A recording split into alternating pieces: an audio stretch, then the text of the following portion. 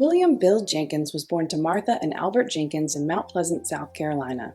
He graduated from Lang High School and went on to continue his education at Morehouse College, Georgetown University, University of North Carolina at Chapel Hill, and Harvard University. In 1983, he married Dr. Diane Rowley, and they had one daughter, Danielle Rowley Jenkins. From his early years, Dr. Jenkins was an activist. In high school, he registered people to vote. In college, he was a foot soldier in the Student Nonviolent Coordinating Committee. He was jailed, along with the future Georgia Congressman John Lewis and others, for protesting the whites-only restaurant owned by Lester Maddox, a segregationist and future governor of Georgia. When Dr. Jenkins was in his early 20s, he dedicated his professional career to the commitments of social justice and public health and expanding the diversity of the public health workforce. Dr. Jenkins spent most of his career at the Centers for Disease Control and Prevention in the field of research and epidemiology, focusing on prevention of STDs, HIV, and tuberculosis. Dr. Jenkins was one of the first African Americans to join the U.S. Public Health Service Commissioned Corps. Early in his career, in 1968, while working at the National Center for Health Statistics, he tried to halt the Tuskegee syphilis study of the Negro male.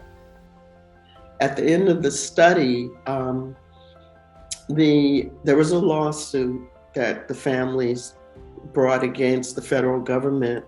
They received health care for life.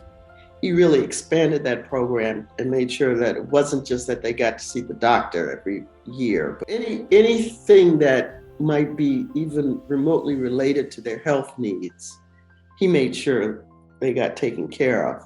And finally, he decided that if he really was going to support these families, then we needed a presidential apology. In 1997, he helped secure a presidential apology for the study and produced a documentary with the study survivors. He was one of the first researchers at the Centers for Disease Control and Prevention to recognize how dramatically AIDS was affecting Black men. He kind of looked at the data and realized that the African American community was having much higher rates of AIDS. Throughout his career, Dr. Jenkins was committed to addressing the shortage of underrepresented minorities in leadership positions in the public health field.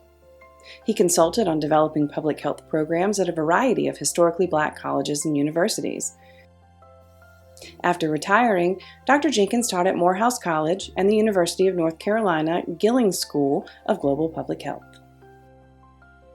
So for him to be honored like this at the end of his life really is just wonderful. And it speaks to the fact that, he always wanted to return to his roots and be part of South Carolina history.